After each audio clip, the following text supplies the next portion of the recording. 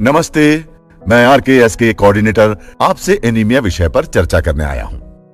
हम जानते हैं कि बच्चे और किशोर किशोरियां प्रदेश को आगे ले जाने में और बेहतर भविष्य के निर्माण में प्रमुख भूमिका निभाते हैं। लेकिन क्या हमारा ये भविष्य आने वाली चुनौतियों के लिए तैयार है?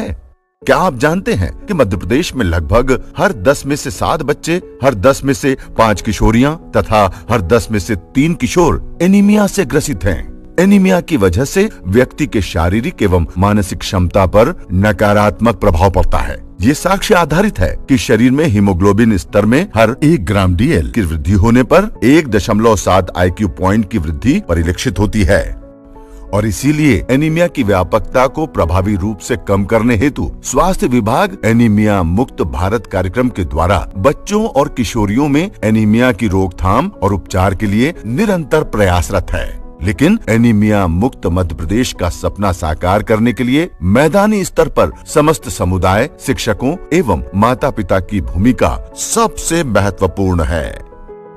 जी सर, हमें आयरन की कमी से होने वाले एनीमिया के बारे में साथिया दीदी ने बताया था, लेकिन हमें ये कैसे पता चलेगा कि हमें एनीमिया है? बिल्कुल सही कहा। एनीमिया हमारे शरीर में आयरन की कमी के कारण होता है। एनीमिया की स्थिति में थकान लगना, सांस फूलना, हाथों और पैरों का सुन्न पड़ना, दैनिक कार्यों में थकावट, आंखों के नीचे और जीभ में पीलापन, बार बार बीमार पड़ना, ध्यान और एकाग्रता में कमी, पैरों में सूजन और सिर में दर्द रहना जैसे लक्षण हो सकते हैं।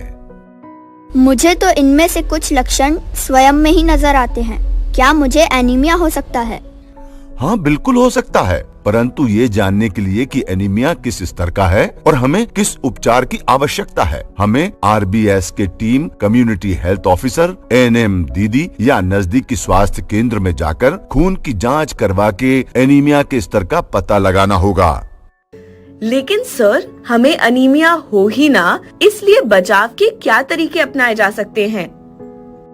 एनीमिया से बचाव के तरीके बहुत आसान हैं। जैसे 6 माह से 5 साल के बच्चों को सप्ताह में 2 बार आयरन की सिरप देना, 5 से 10 साल के बच्चों को साप्ताहिक आयरन की गुलाबी गोली देना, कक्षा 6 से 12 के किशोर किशोरियों को साप्ताहिक आयरन की नीली गोली देना और पेट के कीड़े मारने वाली गोली का वार्षिक रूप से सेवन करना। आयरन की दवाइयाँ समस्त शालाओं और आंगनवाड़ी केंद्रों पर उपलब्ध हैं। जी हाँ सर, मैं हर सप्ताह अपने स्कूल के सभी बच्चों और किशोर किशोरियाँ जिन्होंने आयरन की गोली खा ली है, उनकी उपस्थिति के आगे एक गोला बनाती हूँ ताकि ये पता रहे कि किसने आयरन की गोली का सेवन किया है और कौन छूट गया है। और यदि मैं मंगलवार को आयरन की गोली ना खा पाऊँ तो मैडम मुझे ध्यान से अगले दिन गोली खिलाती है। लेकिन सर, क्या आयरन सेवन के समय कुछ सावधानियां भी रखी जानी चाहिए? हाँ, आयरन की गोली के साथ ये 5 बातें ध्यान रखें। पहली, आयरन की गोली का सेवन खाना खाने के बाद करें। दूसरी, आयरन की गोली दूध, चाय या अन्य दूध उत्पादों के साथ न लें। आयरन की गोली विटामिन C युक्त खाद्य पदार्थों के साथ लें। गोली को तोड़कर या चबाकर ना खाएं। एक गोली एक बार में पानी के साथ निगल लें। 5वीं बात, आयरन की गोली लेना आरंभ करने पर यदि भारीपन या मल काला होने जैसे लक्षण आए तो बिल्कुल ना घबराएं। समय के साथ लगातार गोली लेने से ये लक्षण स्वतः ही ठीक हो जाएंगे। हम सभी शिक्षक और माता पिता ये ध्यान रखने में मदद कर सकते हैं कि आयरन की गोली का नियमित सेवन हो और 5 ध्यान रखने वाली बातों का पालन हो। हमें खाना खाते समय किन बातों का ध्यान रखना चाहिए जिससे आयरन की कमी ना हो? आयरन की गोली के साथ आयरन से भरपूर खाद्य पदार्थों का दैनिक आहार में उपयोग भी बहुत आवश्यक है। खाने में सभी प्रकार के अनाज, हरे पत्तेदार भाजियां, स्थानीय व मौसमी सब्जी व फल, सभी प्रकार की दालें, अंकुरित दालें, गुड़, चना, मूंगफली आदि को सम्मिलित करना चाहिए।